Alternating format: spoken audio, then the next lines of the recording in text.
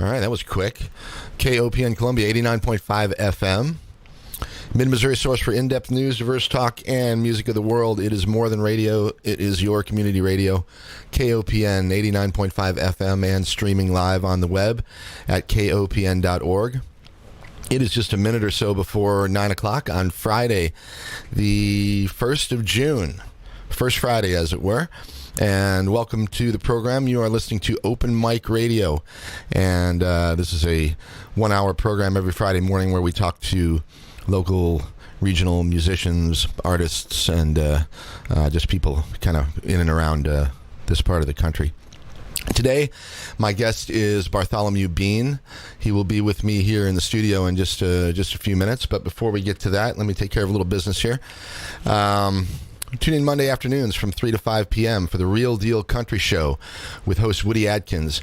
If you love classic and traditional country music, the kind you rarely hear on commercial country radio stations, you'll love the Real Deal Country Show. It's right here on KOPN 89.5 FM, Mondays 3 to 5 p.m. Fantastic program. Woody's a great guy and a great radio host and plays some fantastic music. So if you like that kind of stuff, definitely check out Woody's show on Monday. And what else? Speaking of things coming up, we have KOPN's Pledge Drive. Our summer pledge drive will begin this Monday as well. And that's June the 4th through June the 10th. So in the next week or so, week and a half, reach into your heart and your pocketbook and support local community radio, KOPN 89.5 FM, and you can donate securely on the web as well. You can do that anytime. You don't have to wait for a pledge drive, although we do have one coming up in just a few days. But you can always donate to KOPN whenever you choose and whenever it feels good to you. All right. Okay, I'm going to play a piece of music here by Mr. Bartholomew Bean, and then he's going to come in here and get settled down. But we're running a couple minutes late, so let's find a song here. This one is called, I think it's called Reuben Play Your Banjo. This is Bartholomew Bean on KOPN Columbia 89.5 FM.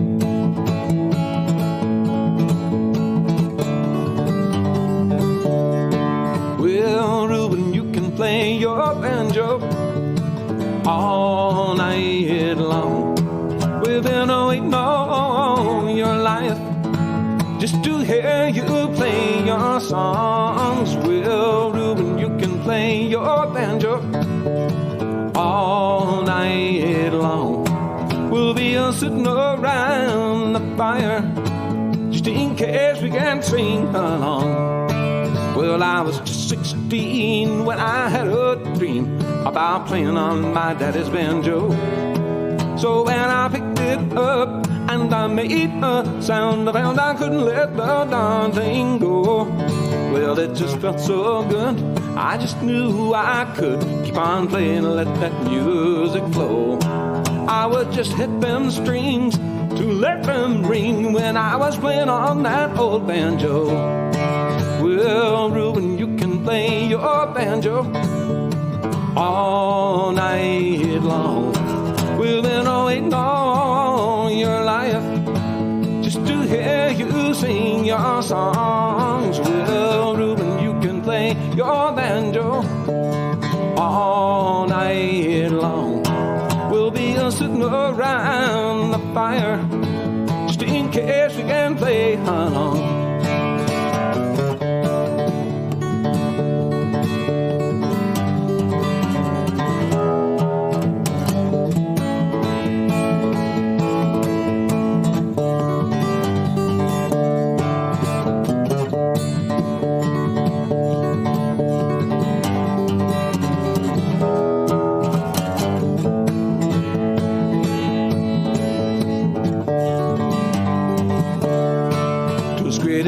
not found, for whether happy or down, I just play to let my feelings go. Was like a very best friend that'd stay right till the end to help you when things got slow. Felt hard to put it down, I'd want to make a new sound and take it to a friend to show. To play it loud and clear so she would surely hear my playing on that old banjo. Well, Reuben, you can play your banjo all night long. We've been waiting all your life just to hear you play your songs. Well, Reuben, you can play your banjo all night long. We'll be sitting around the fire just in case we can play, just in case we can sing, just in case we can play along.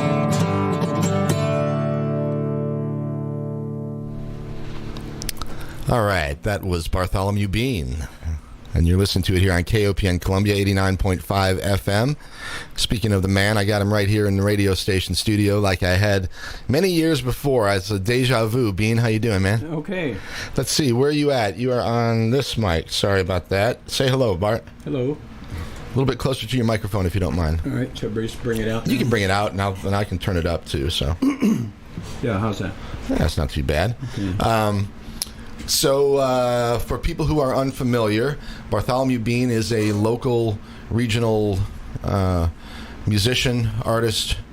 I consider you like a troubadour. That's the way I always kind of describe you, because he travels around the country and plays music and tells stories, and generally speaking, brings some light along with him along the way. So it's great to have you back here in the studio, Bart. Hey, it's nice to be here.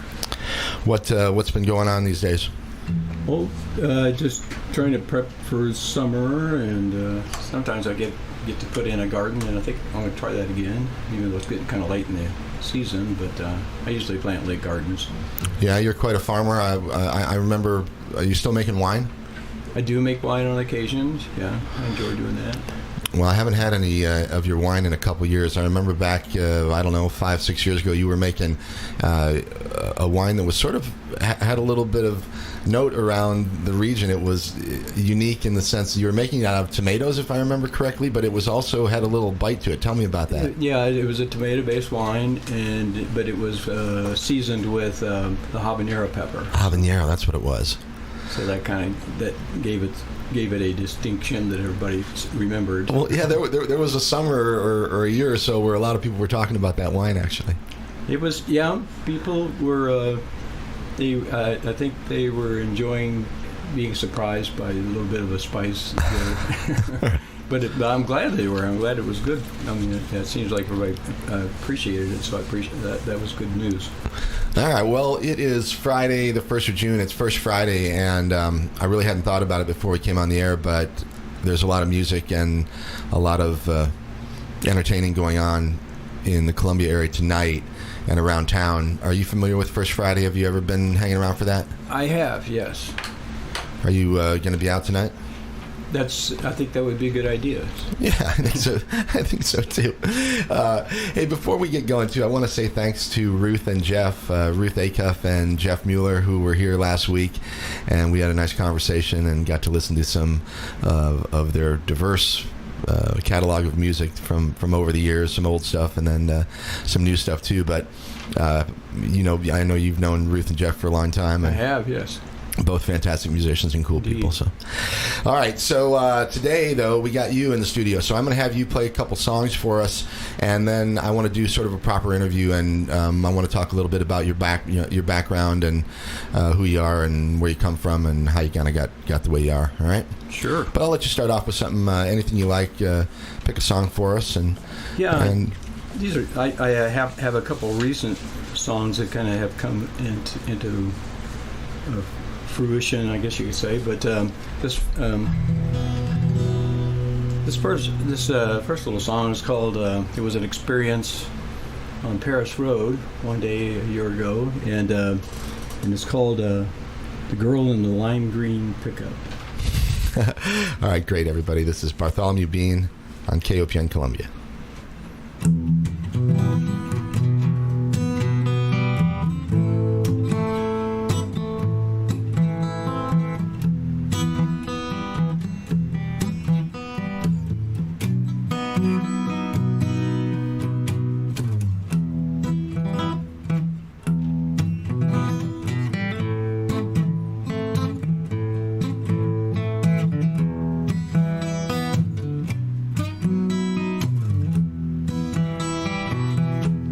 but the morning sun was strong as it cast upon the roadway.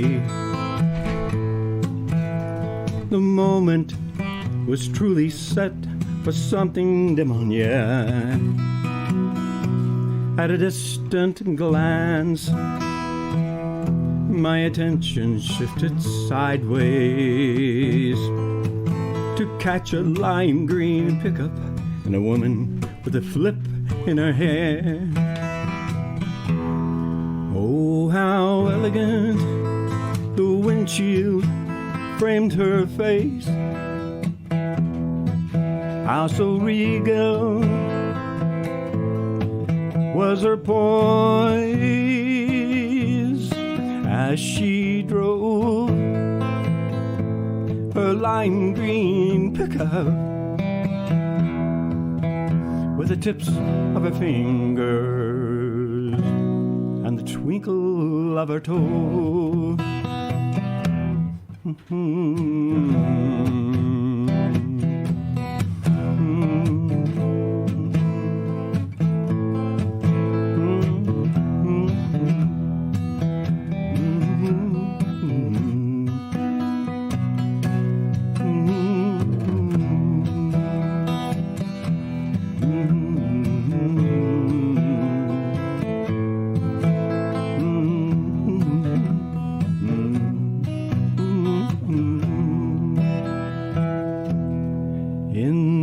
Short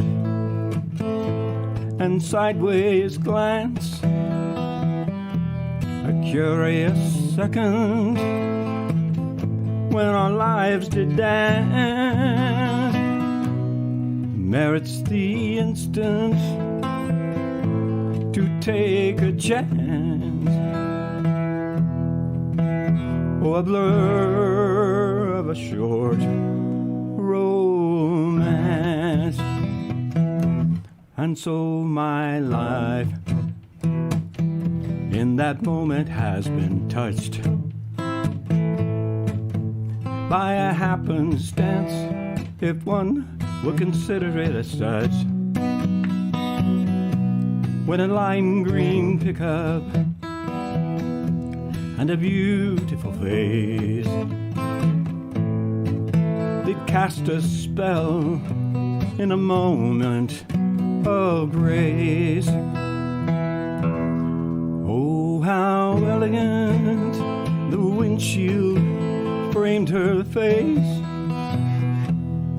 How so regal was her poise as she drove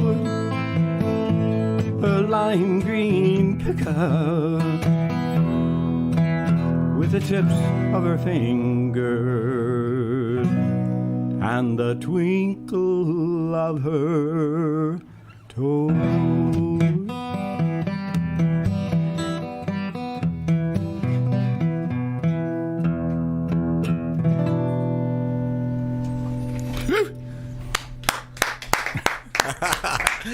I love my private Friday morning concerts. These are great. Bart, thank you very much. What's the name of that one? Lime Green Pickup. Yeah, the woman in lime green pickup. Mm-hmm. And that's a relatively new song? Mm-hmm. All right. Well, you've been writing songs for how long? Oh, since the 60s. Half a decade. The Beatles, you hear about people opening your third eye, right? Yeah. The third eye. Well, the Beatles opened my third ear. They got me into the mood of, it made me realize that I had an interest in music. So. Well, it's as they did many people. Oh, I mean, and to this day, I'm stunned by how the music of the Beatles manages time. 50 years later, and that stuff is still as solid as ever. My my two boys are kind of grown up into the world, and they listen to the Beatles, and I think they like the songs as much as I did when I was a kid. I think that was a true phenomenon. I'm really certainly was something special.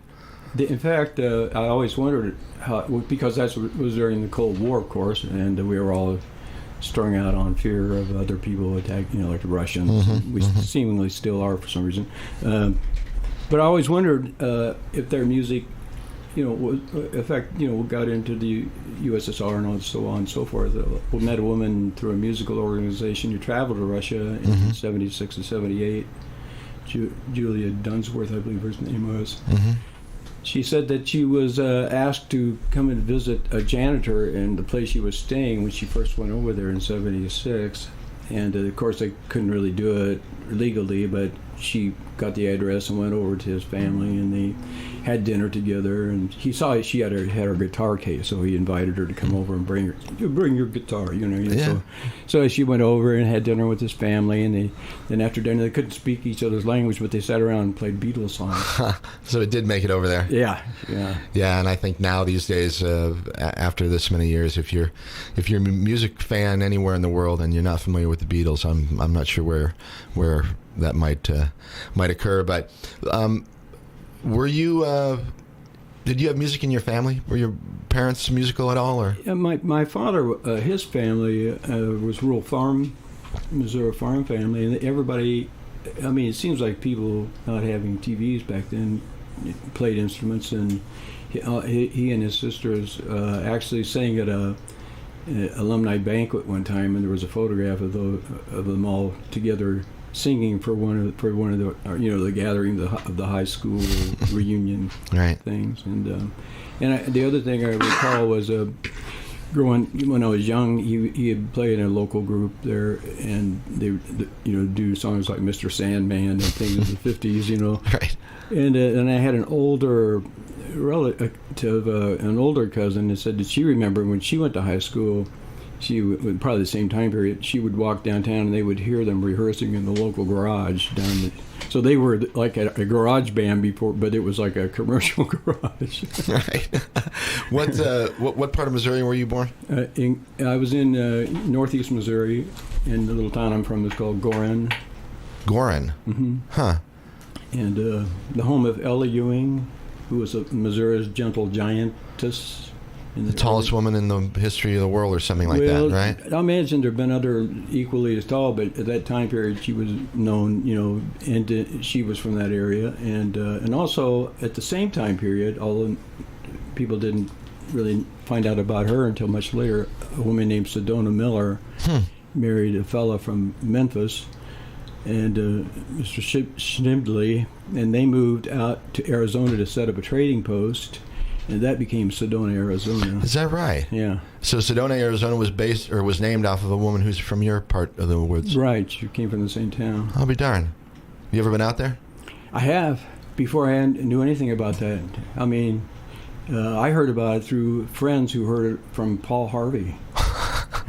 And that's just how it is when you're in a local area, and there could be somebody who, changed the world, and you didn't, and then, right. But nobody knows it there because it's local.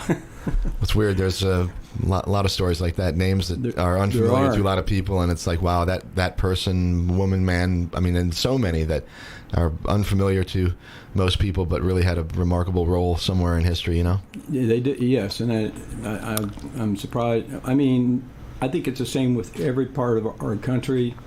But I do know that you come up with names from Missouri, and it's nice to be a Missourian. Yeah, I might as well consider myself one after all these years. I've been here for almost 20 years now, and whether I was born here or not, I certainly consider myself part of this place now. It's very closely related to being an earthling. Well, you've got some songs about being an earthling. Why don't you pick another one for us here, and then we'll come back and talk a little bit more. Okay, this is another relatively fresh one, and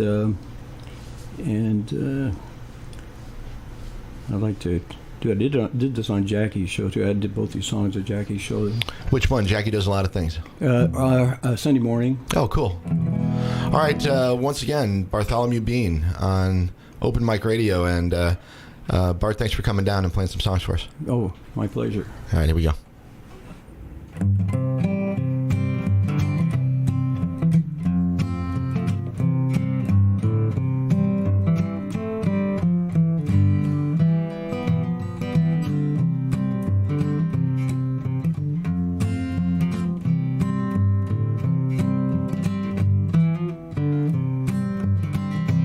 Well, the the history of hemp is the history of the people, the humans who were slaves to the pharaohs, czars, and kings. Those who did the work, those whose toil and labor did raise up from the earth with livestock, food, and drink. But of all the work demanded, well, hemp, it was hardship. The toil required for cordage was tenfold that of food. To side the hardened stem was a challenge for the strongest. To gather up the harvest, the clan would become the crew.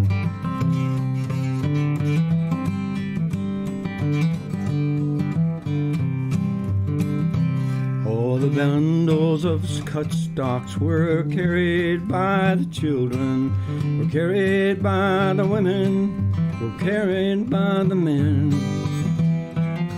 The skin embraced by resins, and their lung breathed air with pollen, as they moved the bundled hemp to be laid out in the glen.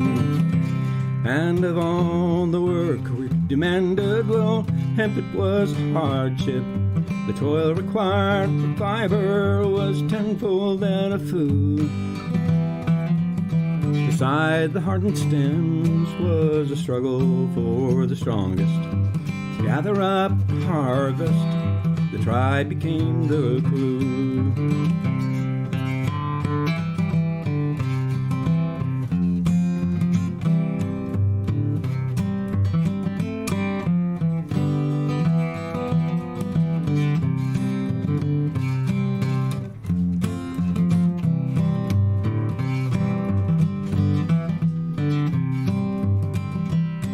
Where the sun would dry the hemp stalks, and the rain and dew would wet them, left out in the open so the pulp would come unglued.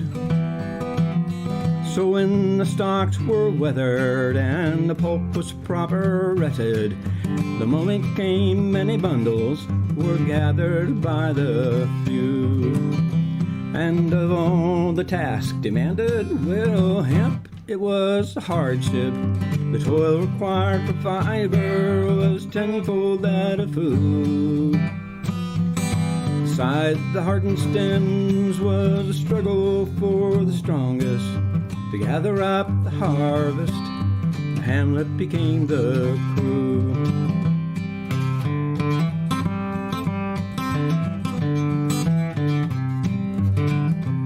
And now the time has come when all workers draw together. The breaker boards were utilized to crush the weathered stems.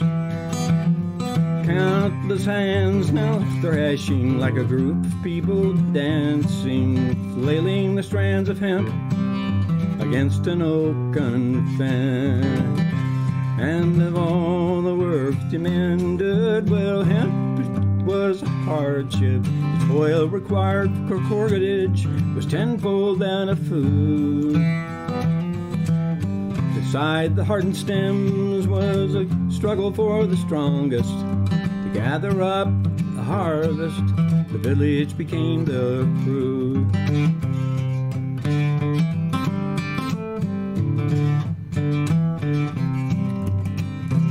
Well, the seeds had all been gathered, and the pulp was saved for paper. The lungs of all the workers were laced with dust of hemp. The seeds were pressed for oil, and their hulls were ground in flour. The strands of woven fiber became rope from labor spent. And the smallest stems were made into threads, then used for sailcloth, garments worn by most. Everyone save the Pope. The seed buds were collected while green and used for healing. The leaves and buds were eaten raw, healing young and the aging old.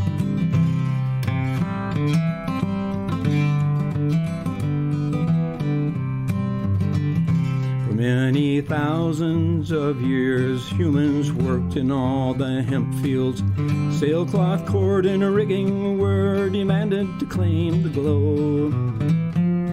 But the people's lives were blessed by hemp's presence in their families. And today we find our bodies are woven within hemp's soul.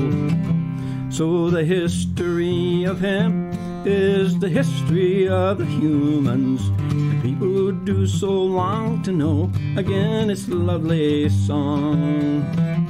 A song that yearns to show us and to fill us with its wholeness, one of nature's true medicines that's been given to us all. A song that yearns to show us and to fill us with its wholeness, one of nature's true medicines that's been given to us all.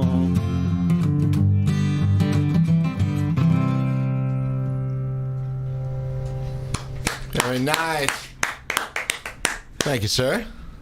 Bartholomew Bean in the house here in the studio, KOPN Columbia, 89.5 FM. And I would like to thank, actually KOPN thanks Donut Delight for including us in their celebration of National Donut Day today.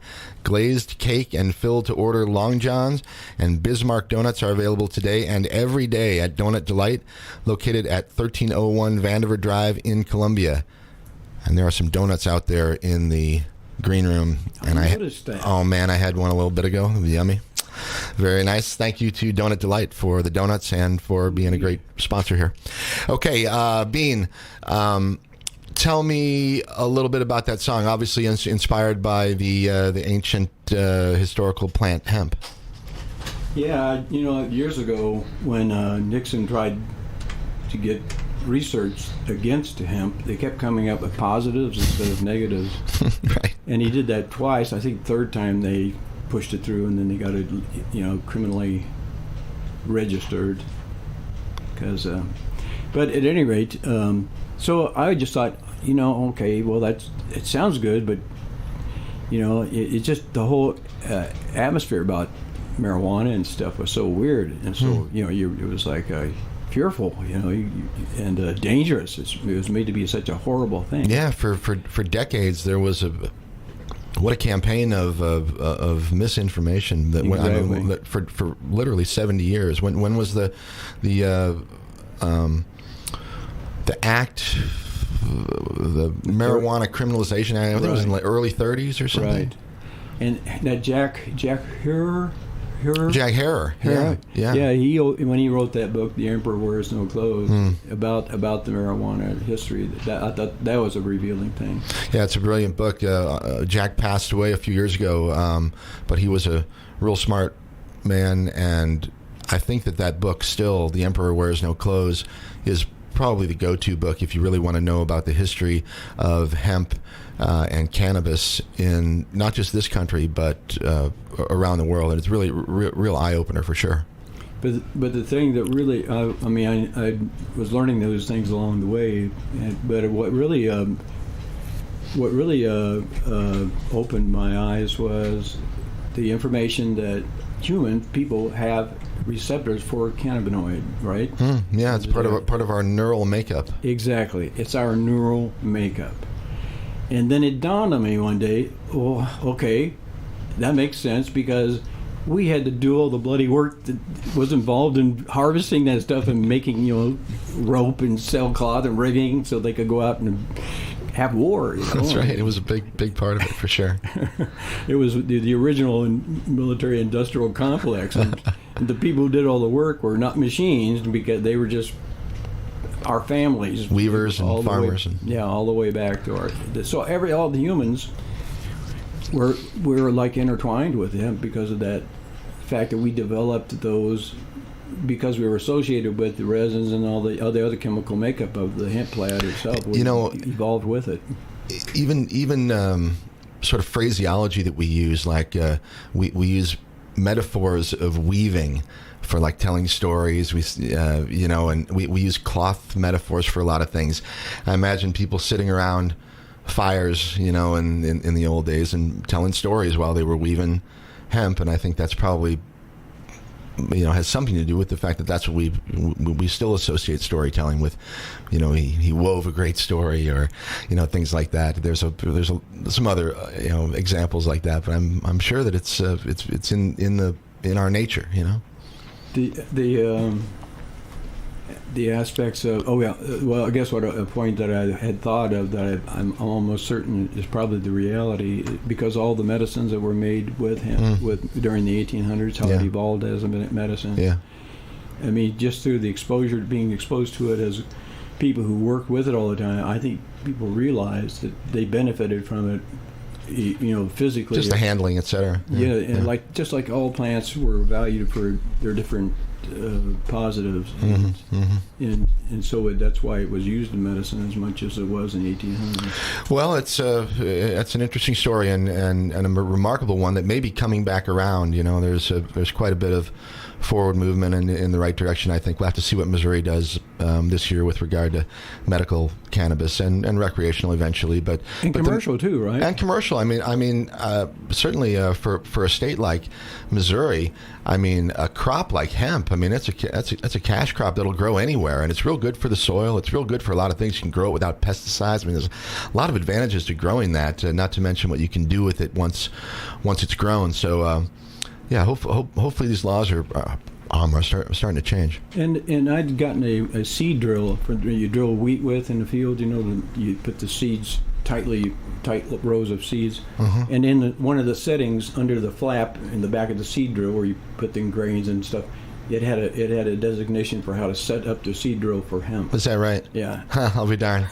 Well, it was something that back in the day, if you had over a certain amount of land, you were actually required to grow hemp. Right. It was a legal requirement that the government enforced if you had. I forget what the acreage was, but really interesting that it went from something that was so necessary and accepted as just part of life to something that was completely demonized and taken off the table completely for so many years. Indeed. Well, okay, let's talk about you a little bit more. I mentioned at the beginning of the show that I've always sort of had this image of you as a traveling troubadour type of guy, but you also have a pretty interesting skill set. You're a really talented carpenter. You can do electric. You're a mechanic. You can make anything run if it's not running, and if you can't fix it, I'd say throw it away. So let us know a little bit more about how you kind of got playing music on the road, but also doing the trades that you do. I think the doing the stuff comes from being a part of the Missouri farming culture, and so I think people who my family were low income, and they got by fixing everything they had and repairing it and basically making do, with by using their tools. Yeah, and like I say, we've moved into sort of a throwaway culture in a lot of ways, but I think many people, myself included, haven't been forced, by circumstances to, if something breaks, you can't just throw it away and go get a new one. You got to figure out a way to make that thing work. So, I think I was challenged by that too. I think my aptitude for mechanical skills was high on testing. So I think I had a natural. Yeah, for sure. Like goes along with just being artistic or being able. So it kind of went along with that, with the music and everything else. I think there's an art form to everything. That's true. Yeah, when you're really good at something, it's an art, and maybe even when you're not good at it. But we make twisted cord at the factory that I work at, and it sounds so simple, but there's an art to it, when you really get down to it. So. Yeah, you're that line of manufacturing could be incorporated. We could get hemp involved with the Well, it was for many years. Yeah. Does that company have a history of doing rope for a long time? Well, our company's been doing it since about 1945 or so, just after World War II, and the hemp was already off the table by then, and most of our products are made out of, and still, back then, cotton was sort of took over. But now they use polyester, rayon, even some sort of high-tech fibers like Kevlar, carbon fiber, fiberglass, and some exotic things that I won't go into. But like anything, it's there's more to it than you might think. And it keeps the world running. Anywhere there's a belt or a hose, and you have power transmission, you're talking cord that goes into the guts of those things to keep them strong. So sure. How'd you become a carpenter? Because you've done some great carpentry work around Columbia, and in fact at my own home, which I appreciate. How'd you learn how to work with wood? I found it hard to take a regular job, but I realized that by doing that kind of work, you have more of your own time. You can do it on your own, and use your own judgment without, and still make a decent day wage. So I started learning, just started fixing things for people and doing projects, and then I was in Chicago for a spell working for a rehab contractor there, and learned a lot about the fundamentals and stuff. It's also something you can do wherever you go, right? Right. Yeah, you kind of take it with you. Well, music-wise, you've traveled around and played music all over the place now. Give me some stories from the road. In the 80s, by being up around Madison, I met some people who were forming a version of Songs for Freedom and Struggle that Pete Seeger did out on the East Coast. There was a Midwest version called Midwest People's Music Network. And so I was able to go visit gatherings with other songwriter players during the 80s, and that would get me up in Chicago or up in Minneapolis and Kansas City and places like that. We'd have a meeting at least once a summer and so on. So it was relatively organized, and yeah, it was a positive thing for everybody. It got everybody in touch through a letter, for like a news letter and a networking letter. So that helped me get more involved with being in different places, and when I got involved with Chicago in the 90s, late 80s and early 90s, I started playing open stages, and that got me more involved with performing on a regular basis. And it was hard for me because I'm a pretty introverted person normally, but it was helping me realize that I could reach a point. I just wanted it to be second nature. So that's what I was shooting for. I think that's how we met, wasn't it? I mean, it had to be something associated with one of those open mic nights at the Fugue or something like that. Yeah, it was. Huh? Yeah. Well, how did you get here to Columbia? In '76, I had inherited. I played in a group called Deacon Jack up in Kirksville, and friends of mine, we all had gotten an old personnel carrier, or kind of like a panel truck, only it was stretched out to be like a limousine style. I mean, a big, long, extended panel truck that it was used as a bus service to Quincy from Kirksville. And we traveled in that as a group, and we actually went up and played at Rockford one time. Really? We backed up REO Speedwagon up there, and those guys had met REO Speedwagon when they played in Kirksville, and they got a connection, and when I was with the group, we went up there to play before them, opened for them. Well, that is, what year was that? Because there's a chance I was at that show. Waverly Beach is the name of the place it was at. It was like a roller skate by Waterway, I think. In the mid-'70s? That would be in mid-'70s, yeah. Man, yeah, I remember, we had REO Speedway, and we come up there a lot. They were from Champaign, Illinois, and the band Styx, if people remember them. They were from the same era and area, and we'd see all those guys often enough. Remember Cheap Trick? Cheap Trick, a band that grew up, or that I grew up with actually in Rockford, Illinois. Those guys made it in the Rock and Roll Hall of Fame last year, I think. But I like those guys. Oh yeah, I used to trade pizzas and ice cream with Robin Zander and Rick Nielsen back in the old days. Very cool. Let's see. Let's I'm looking at the clock here. We got about 20 minutes. So I'm going to have you play another song, and then we'll come back and talk a little bit more before we get ready to head out of here, okay? Okay. All right, what do you got for us? This is called Whole Earth Blues. Whole Earth Blues. I wrote this after it was back in the 69, I think, and it was when there was the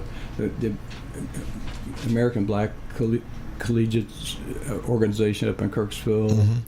Had a sit-in at one of the buildings in Kirksville, just over the issues of don't remember in specific, but I just know that it was a sit-in, and I went and kind of observed it, saw all my black friends hanging out there and doing that, and so it inspired me just to write this song, basically just about how people are being socially engineered to oppose one another, and I'm not saying anything specific, but I just mean in general, it's just a song basically to reach out.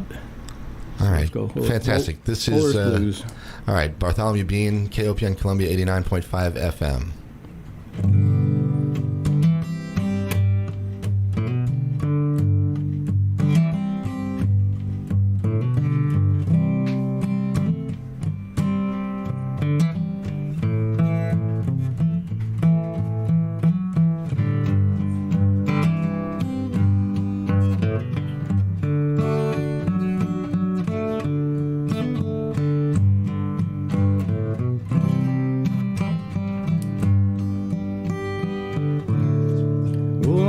Sisters and our brothers, we must take the time just to know one another. Yes, for I fear that all the bad times, yes, have been keeping us apart. Oh, our sisters and all our brothers, we are our own teachers, for we have no others, no, to show us the ways. Love our own peoples, yes, to let us know our heart, lend us in glory. So hallelujah, may the love creation flow through ya. Well, and maybe by sharing our hearts with each other, well, the world can know love too. Yeah, oh, my sisters and all my brothers, we do need our help just to help one another. Oh yeah, just come to know it, and I hope we can show it, that the love in our hearts is to share.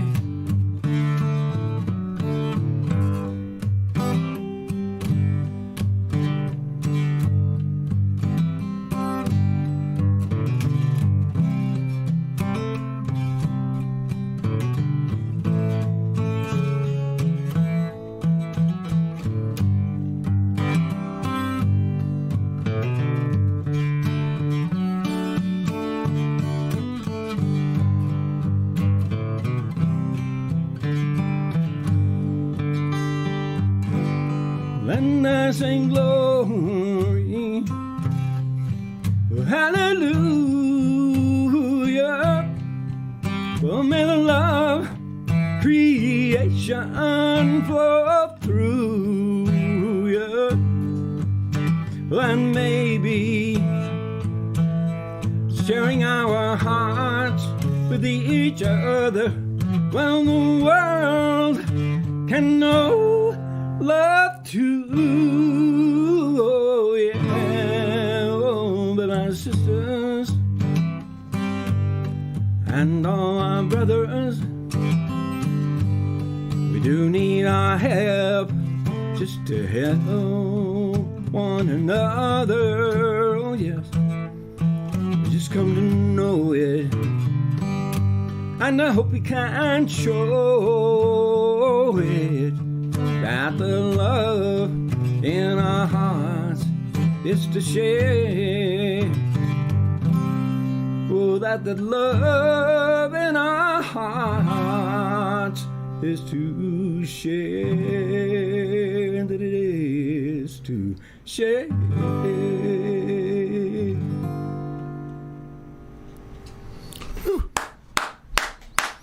Thank you, my friend. Fantastic. All right, back in a minute. You're listening to KOPN Columbia 89.5 FM, and this is Open Mic Radio, and we've got Bartholomew Bean in the studio. A couple more songs probably coming up in just a few minutes, but a little bit of business here.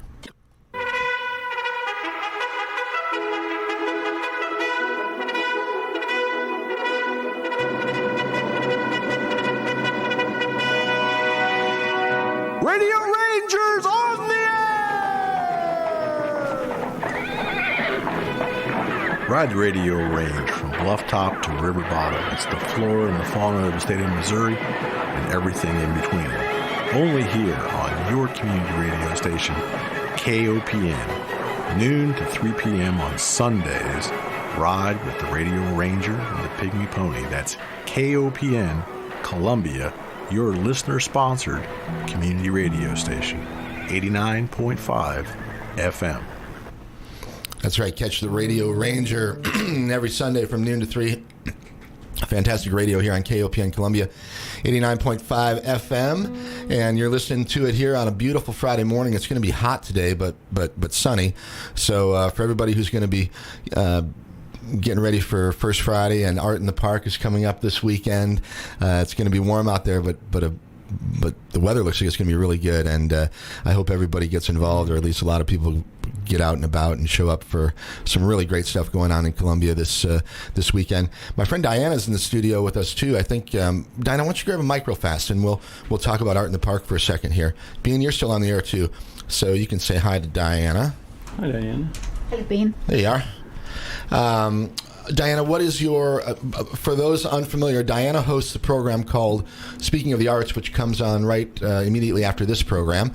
And so she'll be, I'm guessing, maybe talking about Art in the Park this week? We will be talking about Art in the Park this week. Yes, I've got one of the organizers, Louise Sarver, who's the operations manager for Columbia Art League and Art in the Park. She'll be here for the first half of the show. Great. And then we'll have 3 of the artists who are going to be at Art in the Park this weekend who will be here. So we'll be talking about art. Whole show. And these are like visual artists or musician type artists? So painters or? All visual artists. Visual artists. Yep. Okay. Yeah. All right. Well, what's the details of Art in the Park? It's all weekend, or? It's all weekend. Today is setup day, so everyone is already down there volunteering and getting all the artists into the park. And then for the public, it's 10 till 5 tomorrow on Saturday, and 10 till 4 on Sunday. And at Peace Park?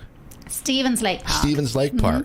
So there is parking over the weekend in the Boone Hospital parking lot. They let us use their parking lot for the weekend, so Awesome. you can park there, and there's little shuttles that run around and drop people off down at the park. So, and it does get full. I mean, there's a lot of people that come down. I always recommend people to come early because, there's only one of everything. Everything is handmade. So if you really want the best choice, then get down there early on Saturday. How long have they been doing Art in the Park? This is the 60th year. 60? Yeah. 1959 was year 1. No kidding. So this is 60. I had no idea it'd been going on that long. Yeah, and it's always been organized by the Columbia Art League, but it's been in so many locations around the city over the Fantastic, years. though. Yeah. All right. Well, we appreciate it, and we'll be listening when you talk to the gang here in a few minutes. All right. Great. Thank you. Okay. Bartholomew Bean, back on the air with you, my friend. I made a big note here on my piece of paper, and it says Lee Ruth.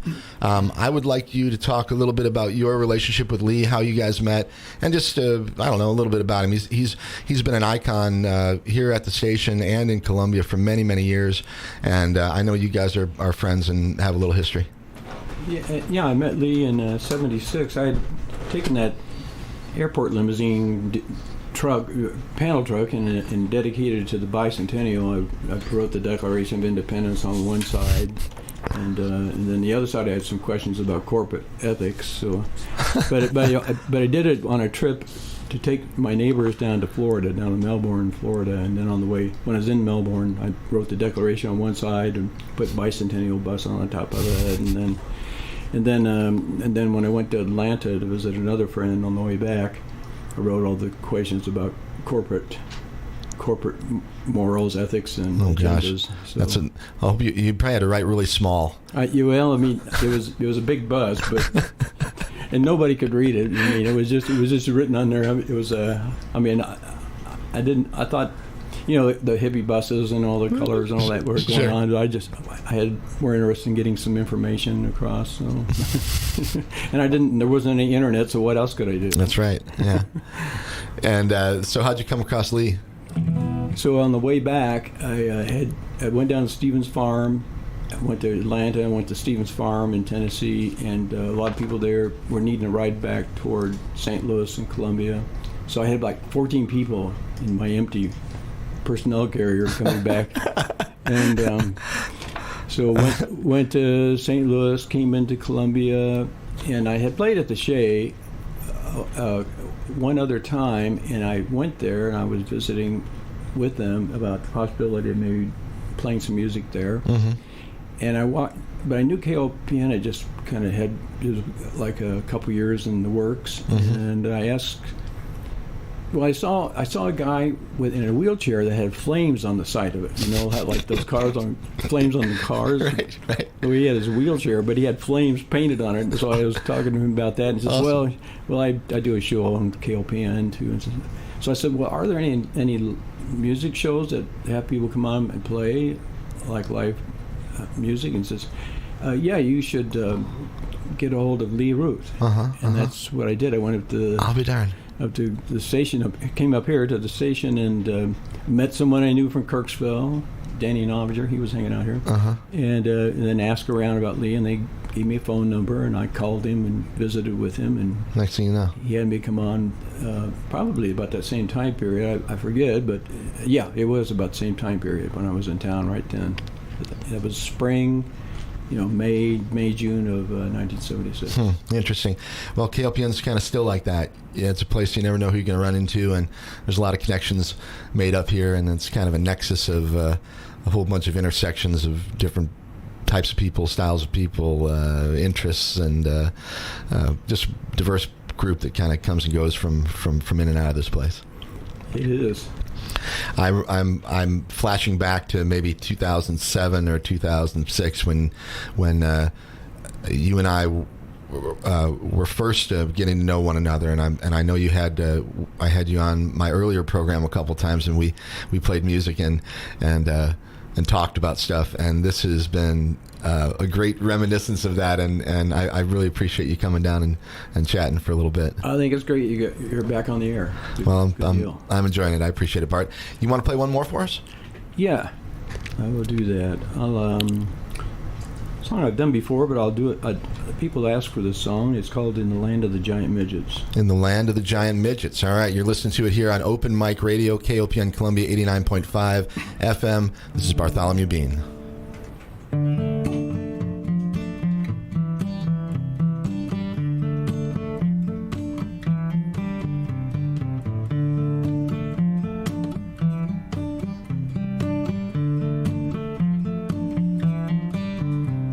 I dreamed I was in the land of the giant midgets, where one could live so brave and free, and prove to all the world, yes, and all those boys and girls, yes, that a giant midget was the only way to be.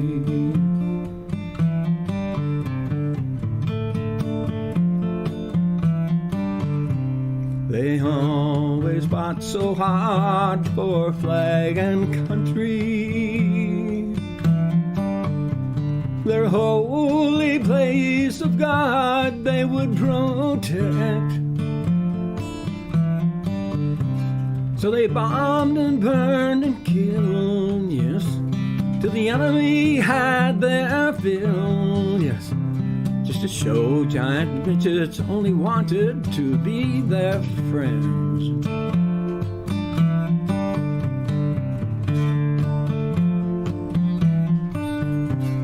I dreamed I was in the land of the giant midgets, where the government did play a funny joke. They told all the people there, yes, that what they'd do was fair, yes. Then they let the wealthy steal from the common folk.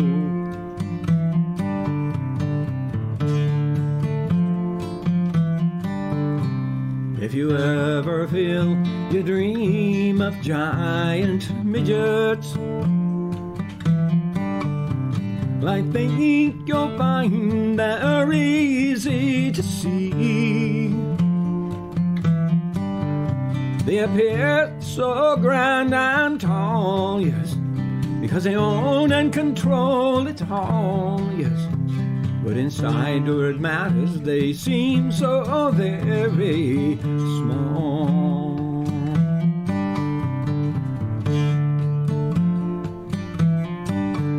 Well, I wish I did not dream of giant midgets. My head it aches, I lose my appetite. But most of the people on the street, yes, think that they are so neat, yes.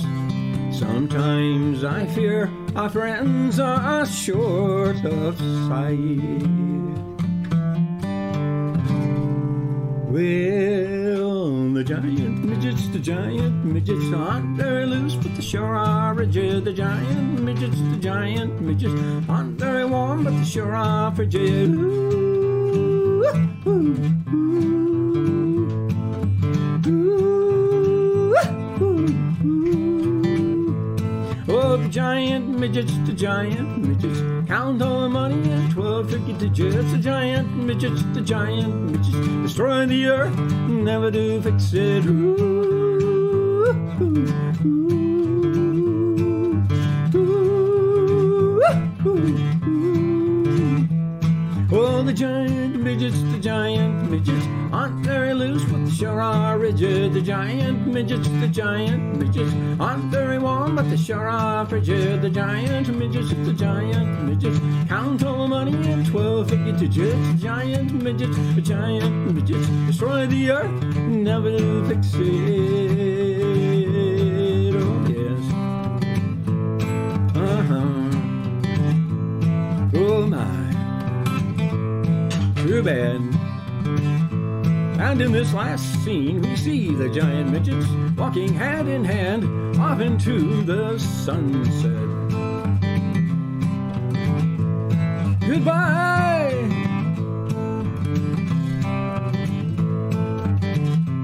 Don't come back.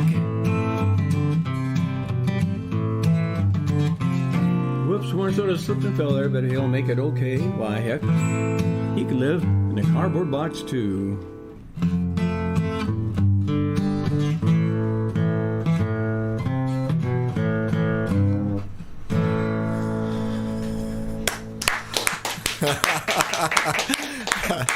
All right. Thank you, my friend. Bartholomew Bean, everybody. And Bean, once again, I appreciate you coming down. My pleasure, Mike. All right. Take care. Have a great weekend. Maybe I'll see you out later tonight, okay? Sounds good. All right. All right, everybody. I'm going to close out here, and we're going to put a little piece of music on as we transition over to Speaking of the Arts. Trevor's in the house. Diana is in the studio getting ready for her guests. And so I'm going to say goodbye. This is one last song called The Ballad of John and Susie Doe. And you're listening to it on KOPN Columbia, 89.5 FM. This has been Open Mic Radio.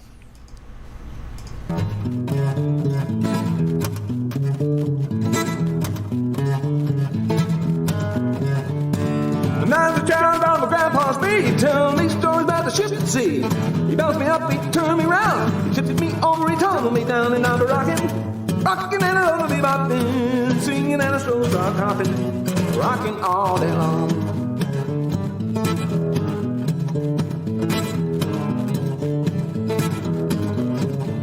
Well, there was this hill down by the creek, you know that hill was long and steep. Rocks and stones scattered on the ground, take our steps, go sliding on down the river, rocking and a lullaby bopping, singing and a slow start hopping, rocking all day long.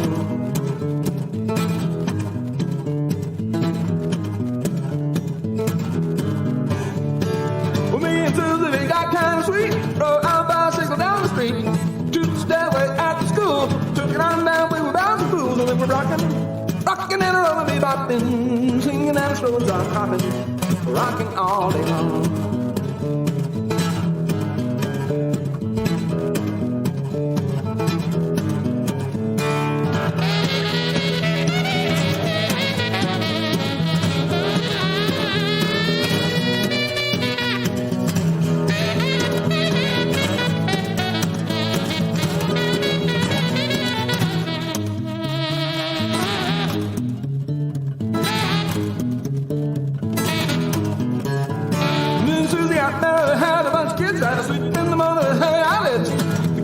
Won't settle down. Hopping and jumping and shaking the ground and they're rocking, rocking and rolling, bopping, singing and a slow start rocking, rocking all night long.